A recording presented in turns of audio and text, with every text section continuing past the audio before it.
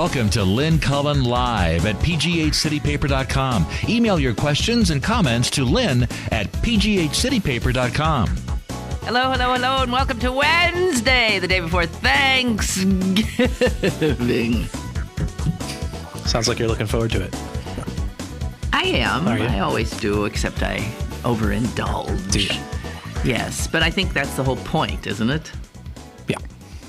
I mean, no, actually the whole point is apparently to go shopping. Seeding family resentment. Oh, Sorry. that's right. That's true, too.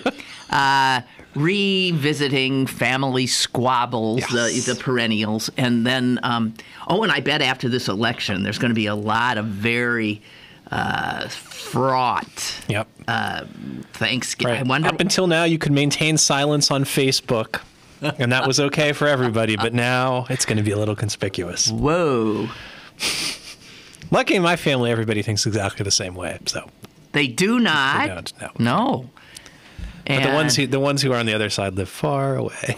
I'm trying to think. I think actually my family get together is just the Republican end. I mean, the Democratic end. Right. Yeah, I think we will not have any Yeah. unhappy people. So do all the Republicans get together in your family? Like, do you have two separate? No, but it's just my immediate family, and this is like immediate family. Yeah.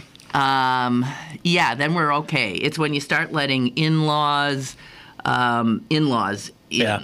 that you get in trouble. It's funny. There was I don't know what the context was because it was just on the TV news that my wife was watching, but they had a clip of that Obama speech from I guess 2004. There's no red America. There's no blue America. I just thought that's never been less true. Never. You know what I mean? It's kind of that like was that great speech he gave. That everybody was the thought like, keynote. this is so great, and it's just and what you realize is it's just not true. They're absolutely. They have their own. They have their own businesses now. You go to Papa John's or that Domino's. He's all like pro-life spending and all that stuff. Or the Papa John's. He's all complaining about how it costs an extra 11 cents for pizza. I care. I care. 11 cents. You care. I would pay twice that to give your workers some damn health care. I know. Isn't it amazing? Jeez. But the thing is, this idea we have of what this country was is so. Anytime you dip into any history, Yeah. it's like, wow, none of the myths hold. Yeah. I mean, none of it. We were always a nation in where there was unbelievable contentiousness, including at our birth. The founding fathers, good God, they were not of one mind at all. In fact, some of them really thought the other was a dangerous person. Adams and Jefferson and all those guys. Yeah, just absolutely at each other's throats. Yes. Hamilton and some of them. And oh, my God. And you recall, actually, some people took guns out and shot each other. It was Aaron Burr, yeah. So, okay, so that's... But then I happened to see Lincoln, the movie. Oh, did you? I haven't seen it. Yeah. Well, even that makes you think, oh... Well, wait a minute. So wait, you weren't aware that the country was divided? Wow, I didn't realize things were that bad in Lincoln's day. Shocker, I'll tell you. Well, let me tell you. He's trying to get the 13th Amendment passed, the emancipation of slaves. And that's really what the movie's focused on. It's just the 1 month period. And I guess I was surprised. I'm embarrassed to say it. Because the Senate had passed. The House of Representatives, as usual, the more recalcitrant body, and the more conservative body had to pass it. And it was just amazing how many of this is during the Civil War, right? And so all the southern states were out of it, right? The southern states were out, and yet you could barely. Yeah. They didn't have the votes in the Union, in the Yankee side in D.C. to pass without. I mean, Lincoln did everything that, like, you hear LBJ did. I mean, he was pulling out fingernails, threatening, giving patronage jobs off to people, doing anything he can to buy the votes to get whatever he needed to get this passed. And you never think of Lincoln really like that, but of course that's not true. If you really knew him, I mean, he said, habeas corpus, screw it. I'm the commander in chief, he said. I'll do whatever I damn well please to, because I vowed to protect and defend the country. Yeah. He was amazing. But anyway, my God. So this idea that, all those bad Southerners, wanted slavery, and all those wonderful Yankees were abolitionists. Right. Right. Not true at all. Yeah. So why don't we know this stuff better? I think I just think, we all have a sort of, we get so many kind of, platitudes about blah, blah, blah, this wonderful miracle of democracy, rada, rada, rada. And it fades in time. And then everybody just, it's part of America to always be looking back to some fabled past. I mean, that never existed. Never. It's just a month or two back, I was interviewing Jeffrey Toobin, the guy, the Supreme Court reporter, and we were talking a little bit about how the Supreme Court has always been politicized. There's been this period and for some reason we all forget it. Everybody, because it's to the advantage of both sides to pretend that their judges simply call them down the middle and they don't pay any attention to partisan this or that, but they always do, they always have, and they probably always will. I mean, it's just human nature in a society like this one. So, the show, have you talked at all about the Dust Bowl documentary on PBS that ran? I have not. Is it over? It is. It was just 2 nights. It was 2 nights. And I have to say, you mentioned Lincoln. If you if you can do something with your Tea Party relatives on Thanksgiving, if there's a way to order this DVD overnight and sit them down in front of it, because you want to talk about a president who comes, and this is I've long been an admirer, of course, of Roosevelt, as I'm sure most of our listeners are. But what I didn't realize is, this Dust Bowl essentially was sort of created by the intersection of nature and civilization. There was a dry cycle in the weather. But what exacerbated that was they just basically plowed the hell out of. They didn't do crop rotation. They didn't do anything. They just harrowed the hell out of the ground, and then all the soil blows around. And it took Roosevelt and his administration, and he hired essentially he got onto the payroll like the foremost soil scientists of his day to figure out how to plow and to farm and to do agriculture in a way that was less environmentally damaging. And within a space of a surprisingly short period of time, just 2 years essentially, they had basically arrested the erosion of the topsoil in that part of the country. They basically prevented the desertification of an entire region of the United States of America. It could be Saudi Arabia down there if it weren't for those guys. It's the power of government, not just to help people out, because you have all of these people, all of these survivors, people who were kids during this era, remembering Works Progress and all these other programs, basically saving them. But not just that, not just the handouts or whatever, but actual government sponsorship and scholarship and whatever else you want to call it, to basically rescue this country from its own sort of heedless short-sightedness. It's definitely worth watching. If I'm sure they'll re-air it again, and you should check it out. It was a good. I will check it out. And speaking of scholarship, the State University of New York at Buffalo has shut down one of its research institutes because of perceived lack of scholarship in it. And this was their fracking. Right. The shale initiative. I forget what is the... Yeah. Well... Marcellus Shale thing, The SRSI, what would that be? The Shale Resources and Society Institute. And he shut it down. He said...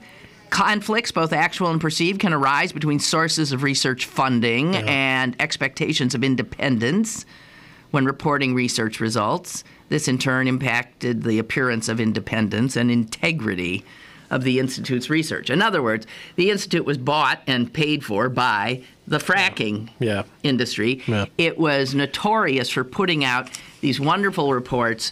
In fact, the biggie, the one that brought him down, was a report about Pennsylvania in which according to one of the peer reviews, it was blatant industry spin. That's all it was. And it had to do with whether or not there were, I think, enough environmental safeguards in place in Pennsylvania. And they came out with like cooked numbers where Pennsylvania had fewer infractions in the years since, Range Resources said this is just the beginning.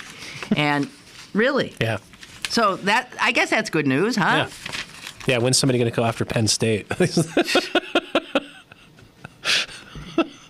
Here it is. That's right. They released a study saying that natural gas industry violations in the Marcellus region in Pennsylvania had decreased between 2008 and 2011, which they said was a tribute, get this, to Pennsylvania's regulating efforts. Wait, in a way it could be, actually. They just stopped paying attention. That's true. So there weren't fewer violations. There you go. And in fact, what you'll recall that what Pennsylvania did is said, okay, so you guys out in the field, if you see, them pouring crap into a river in your backyard, you cannot issue anything. You have to report that to the secretary, who will consider whether or not. They took all the power away from the people actually in the field. So, in fact, when they were reporting this marvelous decrease of violations, the rate of major environmental accidents had actually increased by 36%. Mm-hmm. So, they were just flat out putting out lies. Yeah. Well, so it's a no-brainer to shut it down. If SUNY Buffalo wants to have any sense of academic integrity. But you're right, that happens all the time. Yeah, unfortunately. And, of course, the thing that makes it tough is you can't really tell who contributes to Pennsylvania's universities. Because there's no disclosure? Yeah, because essentially the state law for right-to-know requests and the Sunshine just don't apply to the state universities. So you don't get to look at some of those financial records. You don't get to find out who's contributing what. It could be $100,000. It could be $100 million for all we know. It's a serious issue. And that, too, you would think reflects on academic integrity. I want to, you said we got to watch the Dust Bowl thing. I want everybody to read the piece in the Post-Gazette today about Clairton. It's weird. I saw that. I haven't read it. And I just thought, read it. I just thought they just did a piece on Clairton a year ago. And it was the same kind of thing. No, I don't care. Well, this is so well done. Yeah, it'll just make you weep. But here's the thing in it that made me weep. Explain this to me. Okay. Okay? The Clairton School District, Clairton, as you know, totally devastated town like Braddock and all the others, and the mills closed. Clairton, the school district and its schools have time and again, by virtue of the state's, report cards, has been termed a failing school. Explain this. That's what Pennsylvania Governor Tom Corbett, failing school, called it, Clairton, when his administration stripped $800,000 from Clairton's budget in 2011. Please explain. It's a failing district. Explain that to me. How, if a poor district is failing, you then punish it by taking away most of the meager resources it had. In fact, the taking away of the $800,000 that Corbett signed off on made the district lay off 32 staff members, which means they already didn't have any to start. Please explain to me, because there has to be an explanation. What would Corbett say is the point of if something an entity is ill and failing, that you step on its face and grind it into the ground? What? Well, I think if he were here today, Governor Corbett would say, if a school district is going to fail, it should do so as cost effectively as possible. Right? There's no good answer. No, come on, though. Yeah, what would he say? Yeah, what is the thing? Where do these? Somebody help me. Yeah. I don't have a great answer to that. I'm sorry. I will say, by the way, though, that I will take a minor issue with something you said, which is that the problem in Clairton was the mills closing down. That is not the problem in Clairton. It's not the problem in Braddock. Those are communities unusual in the sense that they still do have some steelmaking related capacity to them. The problem with those communities is the people moved away. When steel workers and when people working in that industry got enough money as a result of long overdue successful unionization, they took that money and they got the hell out of those areas that had to live with the legacy of those plants, especially Clairton, which is there's a coke works there, which is environmentally probably harder to live next door to than it is an actual steel mill. Yeah. So those folks moved out. And they took with them their prosperity and their tax revenue and everything else. The facilities are still there. It's the people who've gone. And the people who've been left behind are the poorest and the hardest pressed. And so that's really it's not the steel industry that's abandoned those communities. It's all the rest of us. And I think that $800,000 is a good example of it. Oh. We have just said. I mean, it's unconscionable. Yeah. And the problem too is a lot of times people in Duquesne found this out. It's not necessarily easy if you want to shut down your district. It's not necessarily easy to get your neighbors to take your kids because a lot of them hear terrible things about places like Clairton. Well, that's right. And actually, what the piece goes on to say is what the state does this to force Clairton into essentially dissolving its school district. Yeah. And going off begging to become part of someplace else. And it's simply not easy. Go talk to the people in West Mifflin when Duquesne. Well, this is Duquesne what this guy said. Yeah. So, the superintendent actually did. He said, first of all, no community survives without a school. That is the focus of and the fact is Clairton gets attention right now because it is apparently has it's high school. Yeah. It's horrible high school. Its failing school is the best in one thing. This is football. Yeah. And it's on track to create a record of wins never before. And this means so much to this town that's got nothing. So the superintendent did sit down, wrote a letter to the school districts of West Jefferson Hills, Elizabeth Forward, South Allegheny, and West Mifflin, asking if they would consider a merger with Clairton. He wrote the letter without a guilty conscience. He didn't want to merge because he knew what the answers would be. Right. They don't say no. No. Right. No. Right. But this is what Corbett, in his ingenious, he wanted to force him into this position when, in fact, he was forcing them into... Well, I don't want to wax too cynical here, but it may be that the ultimate, the real long game here isn't forcing them into adjoining districts, although I'm sure he'd be fine if that happened. It's private. But more extreme remedies like privatization. And in fact, I have, it's weird you bring this up. I have a piece in this week's issue.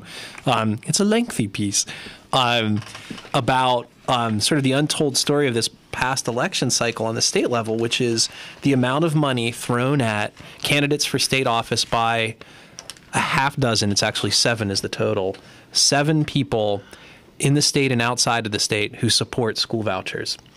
They have spent, these 7 people, and 2 of them are members of the Walton family that gave us Walmart.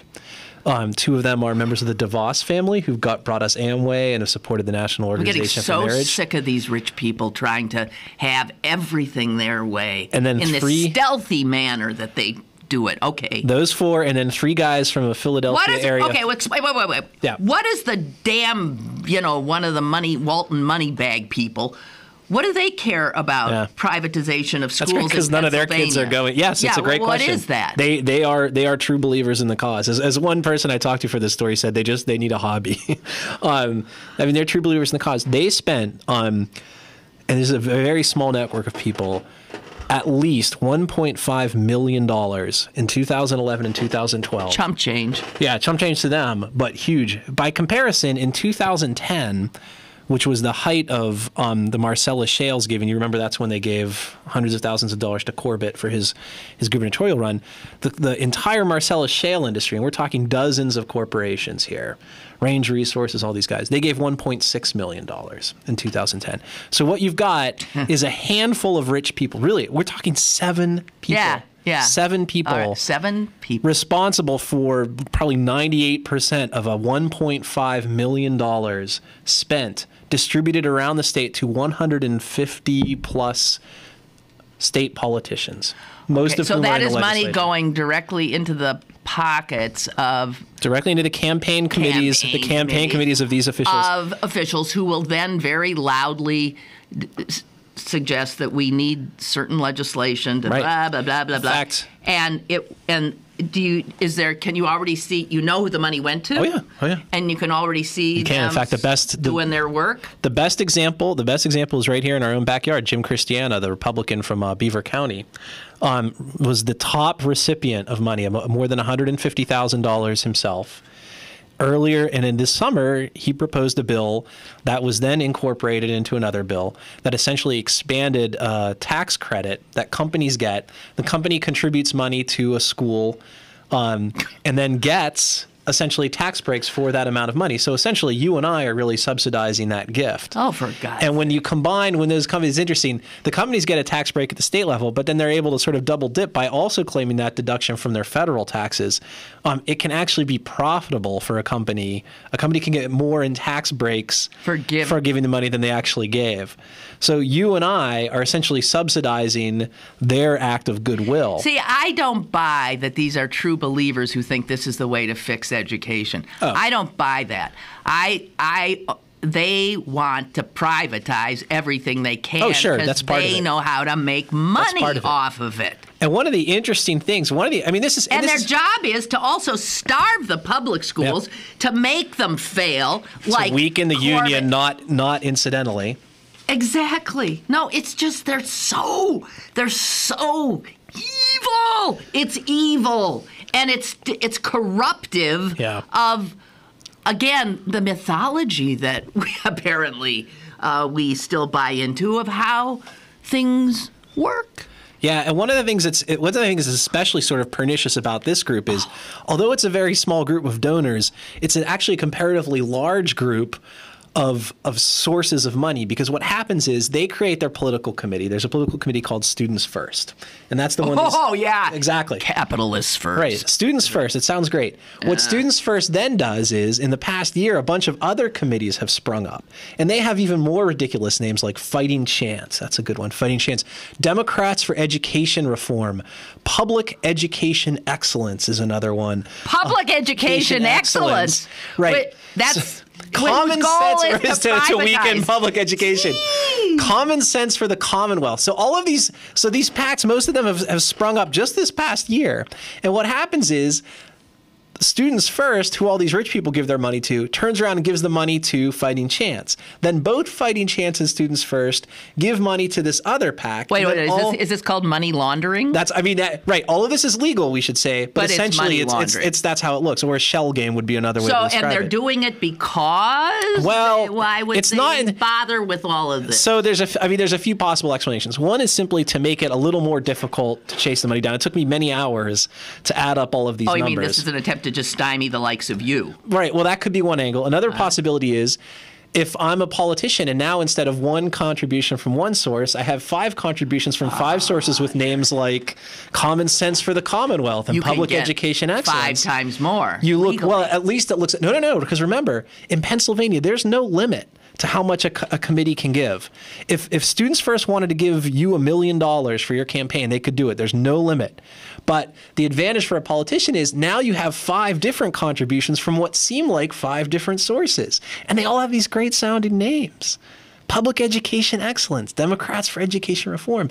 So it sounds like this broad-based network, but when you really start looking into it, it's a very small group of people. In fact, 2 of the committees have the same chairperson who works for the State House Republican Campaign Committee.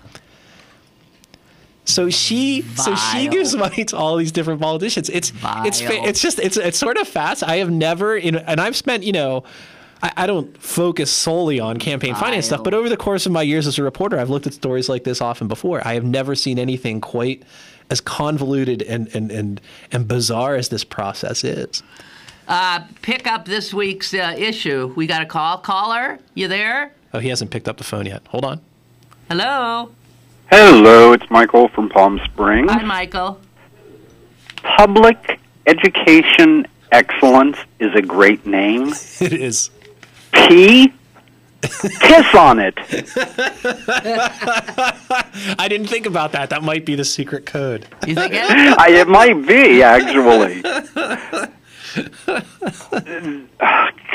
Wow, that's absolutely unbelievable. It is a massive shell game. Yeah. Yeah.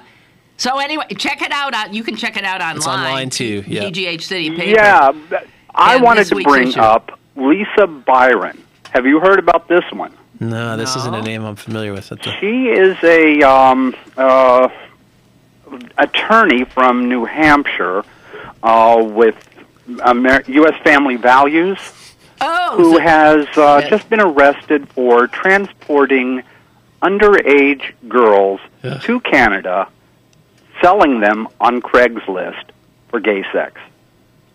Wow. oh my God. Good Lord. Why? I just have to ask, why would you bring them to Canada? What, like, does Canada have some looser rules or something? Or I don't know exactly why why she went to Canada. I guess she had some type of a business deal with someone there. I'm sure more is going to come out. it probably wasn't to take I care of just saw single this on payer the healthcare. Huffington Post last night. Jesus, no, I did hear something that there was another sex scandal involving these supposed values conservative. I guess that must be They're all over the place. Jesus. Oh my God! But it's the same kind of thing. They put themselves out as one thing when the seamy underbelly is beyond even what you might have cynically expected. Yeah. Mm-hmm. Well, Exactly. And as much as I value the 14th Amendment, Yeah. some people really should be made an example of. Particularly for those officiously judicious type people. Yeah. Yeah. Yeah. Yeah. I hear you. We hear you, Michael, all the way from Palm Springs. Thank you. Have a great Thanksgiving. You I'm too. thankful for you both. Thank Thanks. you. And we are thankful for you as well. Can I have my favorite little wrinkle about this whole pack Yes, thing, you by the way? can. And then we can get off the subject. My favorite contribution was from Democrats for Education Reform, who gave to another group that has come up out of nowhere. And I can't even remember. It's something about the Association of Concerned Taxpayers, I think is it. Yeah. So you look, and they gave like $10,000, and you look at who is this Americans or this Concerned Taxpayers? It's an organization whose chair is a guy, a political consultant, who has only ever worked for, or at least only will admit to working for, Republicans. So you've got Democrats for Education Reform giving to a committee run by a guy who's a political consultant to Republicans. That is how twisted this is. Well, And they use Democrats in the name to Yes. suggest that this is a bipartisan operation. And this is where Democrats. it gets. No. Actually, that's not true. I know there are. There are but Democrats. That's and, also a way to hoodwink other Democrats Right. into thinking that this is and that's the unusual coalition, and this part isn't new. I mean, this has been going on for a while. The unusual coalition, especially in Pennsylvania, is there are some Democrats, especially black Democrats from Philadelphia. Yes. And in fact, a lot of this stuff goes Where back the to public schools 2010. are really fit. Folks may remember in 2010, there was a guy, Anthony Williams, who ran for governor in the Democratic primary. Right. His campaign, to the tune of $5 million, was funded by these same three executives in Pennsylvania with a company called Susquehanna International. He himself, and then there's a whole other story which I couldn't get into in this piece because it was in Philadelphia and things were already convoluted enough. He himself is also contributing to these same political committees who then contribute back to him, and then he supports candidates locally. So there's a whole side of this that's out there in Philadelphia. The story starts with actually a representative from the Philly area, James Roebuck, who faced a challenger named Fatma Mohammed, who he had never heard before and ended up beating, but she just had money just overnight, hundreds of thousands of dollars contributed to her, most of which can be tied back to these. And here's the thing that's sort of funny about it. You talk about strange bedfellows.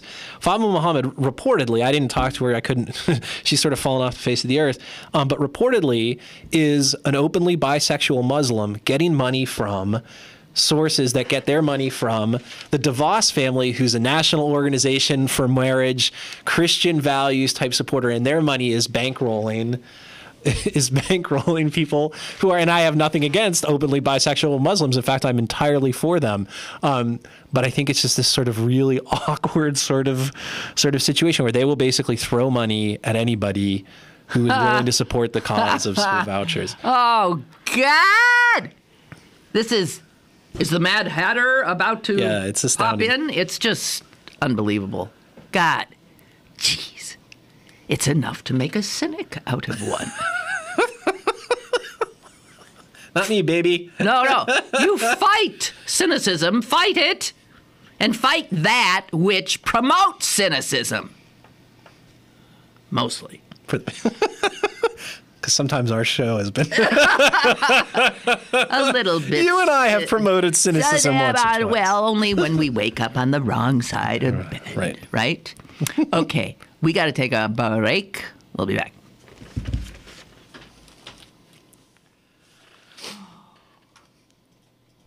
Email your questions and comments to Lynn at pghcitypaper.com or call Lynn at 412-316-3381. Lynn Cullen Live will return in a moment. Who needs Black Friday? Go to BergBargains.com for great deals every day from the top restaurants, museums, and shows in the Berg.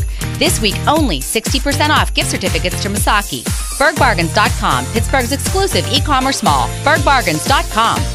Here at the GED Pep Talk Center, we've got a range of pep talkers standing by. Call 1-877-38-YOUR-GED or visit yourged.org and find free classes in your area. GED is a registered trademark of the American Council on Education. Brought to you by Dollar General Literacy Foundation and the Ad Council. Now, it's back to Lynn Cullen Live at pghcitypaper.com. Hello. So... there's all kinds of stuff here. I want to take a moment to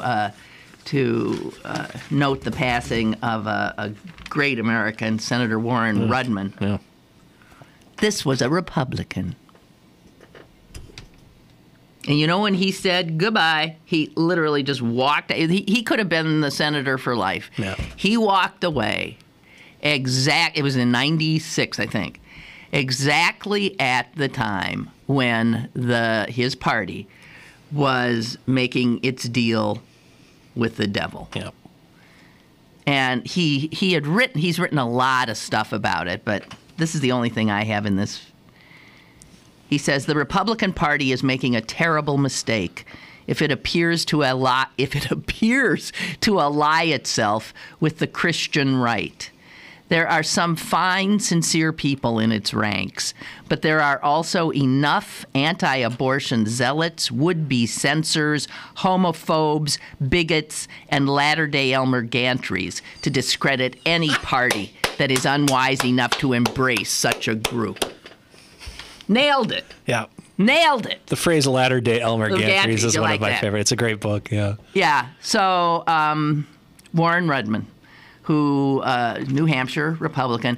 Here's the other reason I remember him. I often tell the story of how there was this report that came out prior to 9/11, and I never could quite get the date. The date is in this obit. It came out in February of 2001, and I went nuts when I read it.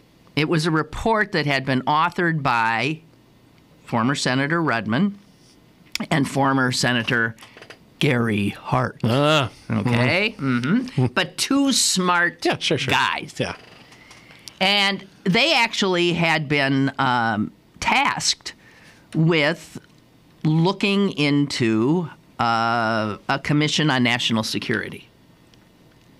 They came back and said, guys, we got to rethink totally what we're thinking about national security. You know, we ain't in a Cold War anymore. Right. It's not the Ruskies. It ain't the Chinese. It ain't this. It is, and they were naming names. They were naming Al-Qaeda. Mm-hmm. And they went on to say, quote, attacks against American citizens on American soil, possibly causing heavy casualties, are likely over the next quarter century. Okay, they were saying in the next 25 years, you're going to see. And I remember reading that and thinking, jeez! And I went on my radio show, ranted and raved about it. Nobody called. Really? Nobody said a thing. And I kept trying. Nobody said a thing. Then 9/11 happened. Right. What is it about us that when we're warned, and look at global, climate change now, the same kind of, hey, hey, warning, warning. Yeah. You cannot get the attention of the American people until this horrible thing actually happens. Yeah. You can't ask them to. We can't take preventive action. We only can do reactive. And even then, it doesn't stick. I mean, one of the things, just to jump back to the Dust Bowl documentary, the last 20 minutes of it are almost kind of excruciating, because one of the things they talk about is, okay, after we learn some crop management techniques and after we realize that you can't just plow up all this ground, then World War II happens. And then all of a sudden they need a lot of grain to feed the troops. So and there's a lot of money. They go back and they did all the same shit that they were doing before. And then in the 50s, you actually saw sort of a reprise of some of the Dust Bowl stuff. It wasn't as bad because still some of the lessons stuck or whatever. But again, it's just like and you're talking, these are the same farmers. A lot of these would have been the very same people who had lived through a decade long. And that's the other thing about this Dust Bowl. It wasn't just like something that happened in a season or a year. It was the entire 1930s, essentially. Right. And these are people who lived through it, and they went right back within a few years to the thing that had happened. And then they start talking in this documentary about, well, actually things maybe even worse, because after the 40s they discovered the Ogallala Aquifer, just this massive storehouse essentially of rainwater accumulated over millennia in this layer of rock, which they have now been tapping into to irrigate their crops. Well, that's going to run out in a couple of decades. Sure it is. And then what the hell are they going to do? And you can see it coming. These are not things about which there's any scientific debate. There's only so much water in the ground. You're pulling it up faster than it can be replenished. That means you're going to run out at some mathematically calculable point in the future, and you don't do anything about it. So it's the same here. It's the same here. And you look at Republicans now. It's the same. They learn nothing from experience. So we end up with the same answers to the same problems. And people wonder why we seem to be stuck, in reverse here. It's just amazing to me. Yeah. Well, so there you have it. Anyway, Warren Rudman, good man. Yeah. And that was that he could be in the Republican Party. That was when the party was a viable party. But he saw it going down 20 not quite 20 years ago, 15 years ago. We've got a call. Hello, caller. How you doing? Doing good. Hey, how do you feel about this thing with the weather, that they can change the weather? In Alaska, they have this station there that produces 1 billion wattage to change the weather. I watched it on that crazy Jesse Ventura, but I'll tell you what, some of it is believable. I don't know what you think about it, but just curious. Okay, I don't know. Have a good Thanksgiving. Goodbye. Hey, you too. Yeah, I'm not familiar with. I'm not familiar with that one. I know that there have been in recent months. There was that guy who dumped 1 bazillion pounds of iron oxide into the ocean because he wanted to do his own little experiment to see if he could change water temperatures. There's a lot of talk now about what they're calling geoengineering. And my feeling about geoengineering, generally speaking, and I don't know the specific thing you were talking about, is this kind of we use our use of energy, our use of technology creates certain problems, and then we think we'll just innovate our way out of the same problems we innovated our way into. and I think I think it's really important to realize sort of the laws of unintended consequences here. Yes, and to humble ourselves before the superior force of nature. Right. I am sorry. If we think we're going to, in our puny little way, attempt to start doing things like that, then I think Mother Nature, you think she's angry now? Yeah. She'll be just swat us down. We're very good, I think, as a culture and maybe even as a species. I think we're very, very, very good at short-term improvisational, getting our fat out of the fire for the short term. But then I think we're not so great at thinking long term. Not at all. In terms of long-term consequences. No, we can't and do that's it. And so I tend to be, as much as I'd like to believe in the latest, innovation to come down, I'd love to believe all that stuff because I do admire science and I do admire human ingenuity. I think we really need to take a long, hard look at these solutions before we start embracing them on any kind of scale at all. So the nation's largest group of obstetricians and gynecologists has now said, hey, guys, let's just stop this nonsense. Birth control pills should be available on over the counter for people, for women, I mean, I happen to notice that condoms are readily available. Yeah. What's the difference? They lady parts. That's the difference. Lady parts, yeah. They scare the bejeebers out of lady parts. Okay, everybody, the scientists, the obstetricians, the doctors. Right. Birth control pills have become so safe that there is no reason why they should not be readily available. There are many drugs that are over the counter with many more potential side effects. Yeah. Many more. The fact is that oral contraceptives, what? I'm sorry, I thought I was going to say something, and then this prescription-only oral contraceptives have long been the rule in the United States, Canada, Western Europe, and Australia. Okay, so this is bucking all our usual, the people we point to. But it says many countries do not require a prescription, and they are available over the counter. You want to get rid of abortion, do this, do this. What is the point of not doing it? Yeah, I could see one potential, and I think that story touched on it, one potential, again, unintended consequence is, what? Once they're no longer covered by a prescription, are they covered under insurance plans? No, then they may not be covered. So that in some ways might be a sort of... Well, the Obama administration's new health care law requires FDA-approved contraceptives to be available without copay for women. Right. Presumably that wouldn't apply if you were buying it like aspirin, because your insurance plan doesn't cover aspirin. Right. Well, these things are able to be worked out, too. I mean, the main reason nothing will happen is because I can't imagine a drug manufacturer wanting to take on crazy right-wing nutbags who will show up at their corporate headquarters to denounce them or whatever. It is remarkable, Don't you isn't think we aren't all just a little bit up to here with the crazy right-wing nutbags? I mean, I think it's going to take another couple election cycles to really put them in their place, which I hope we'll do. Because I could tell you, as somebody who gets a lot of emails and stuff from right-wing causes, for about a week after the election, there was just sort of, I think, mostly a stunned kind of silence. Yeah, now you're getting... Now they're back. Yeah, now I'm getting the emails that are like, hey, guess what? There was election fraud. All this stuff. They're trying to reinvent. They're trying to reinvent the history. They're trying to do all this.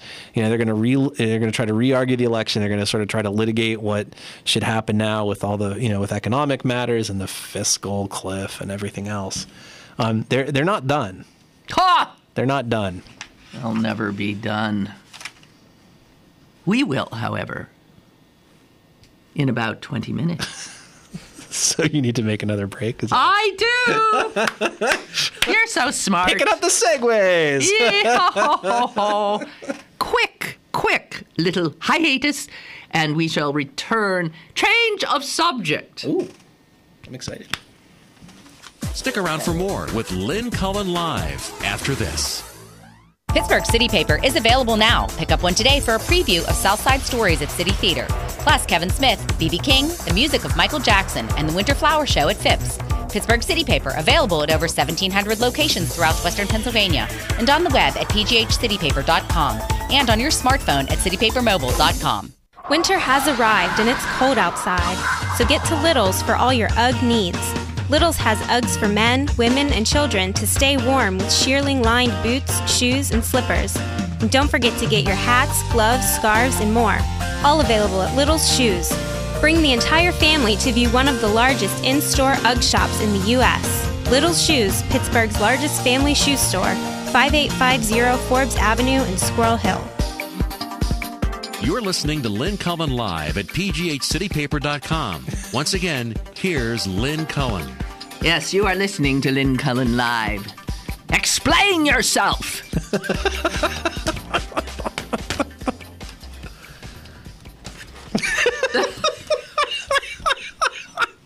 Isn't that our job, really?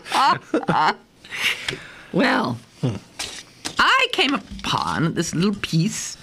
And this is full of numbers, and numbers don't work well on the radio. But it starts by talking about how Rush Limbaugh and all the others are saying we've lost the country. Remember, their whole thing was they were going to take their country back. Well, didn't look like that's the way it worked. So now they're trying to secede. Yes, right. So now they're trying to secede, and you know, it's gone. It's gone for them, and he feels that way. I could give you the quote anyway. So this is a Republican theme that was voiced before, they say, the election, that Obama has unleashed a coalition of takers and moochers and people who are dependent upon government, who believe they are victims, who believe that the government is responsible for everything, for food, for health care, for housing, you name it. Everything is an entitlement. And we do now know that 47% of Americans are considered to be in that group, according to them. Hey, by the way, have you seen? You know, they're still counting. They're still counting the votes. Yeah. And Obama keeps getting more and more and more. So he now has like 4 million more votes. 4 million. Yeah. More a bigger votes. Margin than Bush in 2004. Yeah. But guess what? If you look at the percentages, guess what percent Romney's going to end up with? 47%. Was that the number of the year or what? 47%. Okay, so there you have their nightmares coming true. Now, this article cites a Pew poll. Pew. And this was actually... This was taken a year ago. Right. So I think it's more surprising. They actually asked people in the country what their feelings were about capitalism and what their feelings were about socialism. I mean, would you say you were positive in your assessment of capitalism or negative? You're positive in your assessment of socialism or negative? Well, since socialism has been demeaned and demonized ever since my birth, you would think those numbers would be... Is there a caller there? Go ahead. I'm not even interrupted. Hello? Hello, caller. Hi, Lynn. Yes. You know, you're saying about the 47%. Now, I'm not a math whiz, but if Romney got 47% of the vote, didn't a significant chunk of the 47% of the people who don't pay taxes have to vote for him? Yes. To get the 47% of the total vote? Absolutely. So you are a math genius. You may know more about math than some of the people advising the Republican Party these days, is what I would say. That's right. You go to the head of the class. Because if you take the other 53% and say half voted for Obama, that's about 25%. Yeah. Matt? Hey, some of then this... 20% of the 47% had to vote for Romney to get the 47%. You never heard of the big, huge pack called Moochers for Romney? No. Look. If you look at exit polling, where was Romney strongest? He was strongest with elderly voters. That was old people voted for Romney. Well, a lot of those old people count as part of that 47% because they're receiving Social Security benefits and they're not working and they're not paying taxes on their work income because they're not working. So yeah, absolutely, a lot of people who Mitt Romney's own statements expressed contempt for ended up voting for Mitt Romney, and they do it because of a cognitive dissonance that says, I've earned my benefits, unlike some other group of moochers who I have in mind, who are of a different complexion than I am largely. So that's how they reconciled in their own minds. They earned their benefits. Everybody else is getting stuff they don't deserve. Well, I just thought that was interesting. Yeah, thanks for the call. Okay, thanks. Thank you. Bye-bye. And what we also know is that if you look at those red states that were in Romney's pocket before, I mean, he didn't have to campaign there or anything, those red states get a disproportionate amount of all of the social services spending that the federal government crop subsidies doles out. It goes to these people that vote Republican. Yeah. Yeah. Again, will you explain that to me? Where are their heads? Why, then, they denigrate themselves? They take it? No, because, again, their benefits are different. I see. From the moocher benefits. That's right. Okay, we have another call? Another moocher. Hello. Hello. Hey, Lynn. Hey, Chris. Hey. How are you guys doing today? We're doing fine. Hey, with the talk of Romney's inevitable descent into taking only 7% of the popular vote, I was wondering if either of you had seen the I'm not quite sure how to describe him, the little Muppet themed scenes that made their rounds on the internet, starting after the first debate where Mitt Romney talked about defunding killing Big Bird, the public broadcasting system, and getting rid of Sesame Street and Big Bird. Had either of you seen those? No, I have not, I'm afraid. Okay, the first one that came out showed, I mean, I'm sure neither was approved in any way by the public broadcasting or the Children's Television Workshop. Right. But one showed, a group of Muppets digitally manipulated, Bert, Ernie, Cookie Monster, Oscar the Grouch. Right. Sort of looking very snarly and belligerent. And the caption was like, come into our neighborhood and threaten the bird. It's on, bitch. And then the second one, after the election, after President Obama won re-election, was the same scene with the Muppets. This time they were grinning. And it said, this election was brought to you by the letters F and U and the number 47. That's good. I had missed this, but I found them both quite amusing. Yeah, that's very good. Thanks for the call, man. Yeah, bye. Bye-bye. Happy Thanksgiving. So you were saying, before we were generously interrupted by callers who we admire. Well, this is really fascinating because this was taken December. It was almost in 2010. It was taken in. No, that's not true. You got to keep the momentum going, Lynn. I know. Listen, I've been in this business a long time. I know when I'm dying, okay? I hear it. There's a constant critic in my head. She's screaming and yelling. I hear it. I don't need you. Damn it. Views of capitalism and socialism. Now, here's where the Republicans have to be concerned. Right. And again, let's go to a few demographics. Black people. Black people have a 51% of blacks have a negative view of capitalism. Yeah. Okay. 55% of blacks have a positive view of socialism.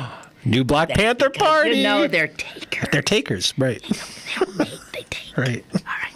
Hispanics. Dun, dun. This is where the Republicans feel they have the best chance at expanding their bases with those Hispanic voters. What? Hispanics. How do you feel about capitalism, Hispanics? 55%. Really? I'm sorry, I didn't mean to spit on you. 55% don't like him much. Yeah. All right? Okay. Let's go to 18 to 29-year-olds who turned out in record numbers to push back who they see as the haters on the Republican side, right? 18 to 29. How do you feel about capitalism, you 18 to 29-year-old? The millennium. 47% negative, 46% positive. So they're just evenly split. However, how do you feel about socialism? 49% positive, 43 negative. Yeah. You see this, and believe me, as you look at this, you see that it's heading that way. Well, my God. What are the Republicans going to do? Not only does a plurality of young people hold a favorable view of socialism and a negative view of capitalism, but so do liberal Democrats who view socialism positively by a solid 59 to 33, and African Americans 55 to 36. I'm sorry. Yeah. Well, I think if I was a Republican, here's the story Republicans are probably telling themselves. A lot of these younger voters, if you're 18 years old now, you were born after the fall of the Berlin Wall, so you don't really remember the horrors of the Cold War. And there's probably some truth to that. I think that's part of the equation. I mean, my own feeling about this is essentially this is their fault. This is the Republicans' fault because what they have done, and they thought it was smart at the time. They thought calling any policy they disagreed with socialism was a perfect way to trash that policy. Right. But in fact, what you ended up doing is diluting the meaning of the word socialism. Because now, if anything is even the most moderate social policy becomes socialism, then socialism loses its resonance with people. It doesn't sound like such a terrible thing. Also, if you keep calling the president of the United States a socialist, and then the people warmly reelect him, yes, well, then you've essentially told an awful lot of other people that we Americans like these socialist policies, even though he's not a socialist. Right. Yeah, and in some ways, more's the pity. I mean, I think what you're seeing is linguistically, demographically, electorally, a lot of chickens are coming home to roost for these guys right now. Good. I wished it had happened a long time ago. As you said before, as you said when you were quoting Rudman, here's a guy who saw what was going to happen years and years ago and got out. Yeah. Before it could happen to him. He didn't want to have anything to do with him. Got out. And most other Republicans made a deal with the devil. Yeah. Yeah, absolutely. And guess what? You get Mephistopheles is coming to collect. That's right. You get in bed with those folks. Yep. And, well, things happen when you're in bed, and you Republicans should know that. Things get spawned. Horrible things can happen in bed. One thing leads to another, and the next thing you know, your party is a joke.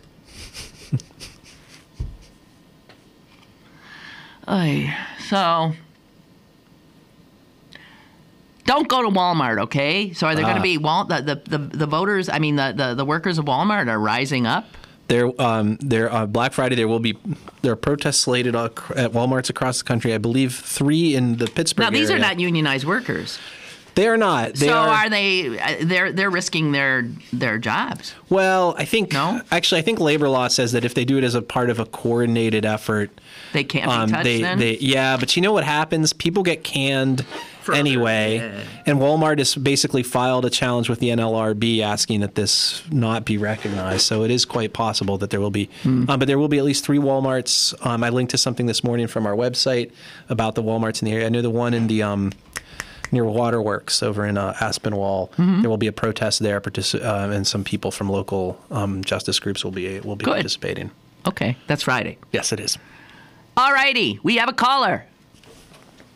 Hello. Hi. Hi. Yeah, am I on? Yep. Oh, I didn't know that. Hi. Hi. I'm just giving you my name is Tea Party Dave. All righty. Okay. And I was just listening to your rant there. Okay, and everyone's because I know I'm running out of time. Yeah. Everyone's excoriating Romney and the right and the Tea Party for saying that the election was won by people who take and not make.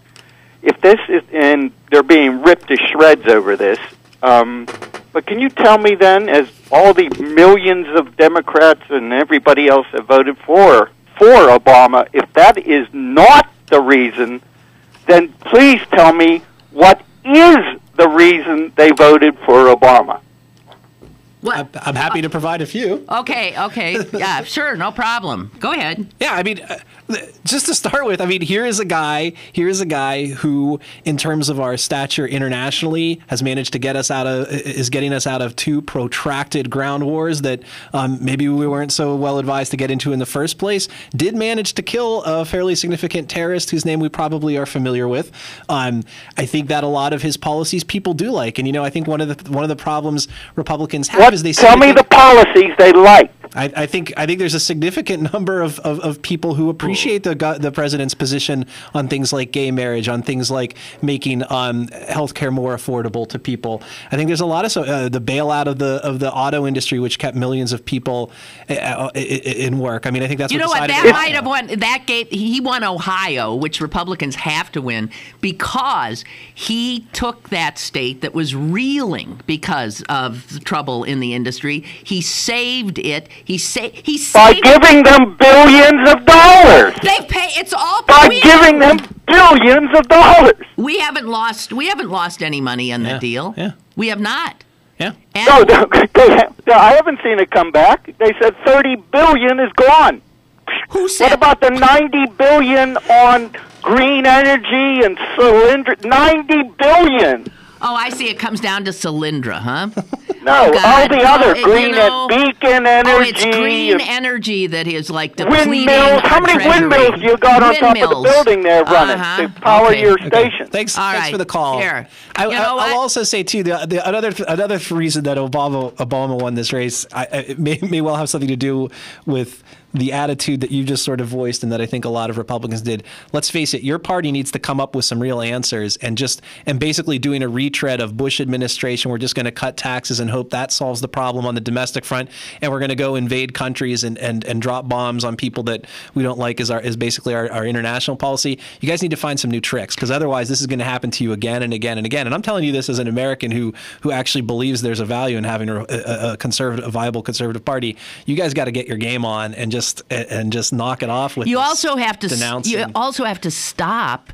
You got to get out of the echo chamber you're living in, because everything you say, you could have been a million other callers. You've got all this stuff that's been poured into your head, and you're not seeing the full picture. You tell me that it's a bad idea to rescue one of America's iconic and largest industries that provides good jobs for American taxpayers. And you tell me if it's not more cost effective in the long run to have tens of thousands of American workers working, paying taxes, contributing to the economy, or stuck in unemployment lines, having to be on the dole. Right. In exactly the way you don't want them to be. Tell me what makes more sense. Yeah, look, you could choose this sort of ideologically pure position of laissez-faire capitalism, but I can tell you, if you go look at the history of the United States of America for the first 150 years or so and see how well that's worked and how much hardship was caused by a boom and bust cycle of economic. And assuming you're still there, I want to thank you. For listening, because you obviously are. He is wandering out of the bubble. Yes. And good. I mean, we're not a bunch of crazy monsters here. I am. Well, that's true. Whatever. Hey, you guys, this is the end of the week for me. End of the week for not you. No, I'll be wretched journalists have to work all the time. I just want to flag that on Monday, I have a very, very interesting guest. This is a nurse here in Pittsburgh, and she has written a book. She must be something. Graduated from the University of Pittsburgh. Mm. She writes a blog for the New York Times. Mm. And part of this thing that she wrote, I found it on the New York Times. It was so well done that I thought, geez, I got to get this woman on. Then it turns out she's here in Pittsburgh. And I'll just read one of the blurbs from Mehmet Oz, Dr. Oz, MD. Right. Teresa Brown's arresting account of life on the wards offers palpable testimony that nurses are first responders and the primary healers in our times of crises. Anyway, she writes about her first year on the hospital floor. And her name, I don't think you said it. Her name is Teresa Brown. Teresa Brown, and the book is Critical Care, it looks like? Critical care. Critical care. What are you saying? That I'm holding this up? And you sort of were. Here, look. There it is. Just remember that. That's all we have to know. Don't forget the people who are listening on audio That's only. right. Okay. On audio only, you're missing a little sight gag. That's all. Teresa Brown, RN, Critical Care, Harper Publishers, Harper One. Okay? Here on Monday. On Monday. That sounds great. You have a good Thanksgiving. You do the same. Yeah. All you right. and yours. And you guys as well. We'll take it all up again on Monday.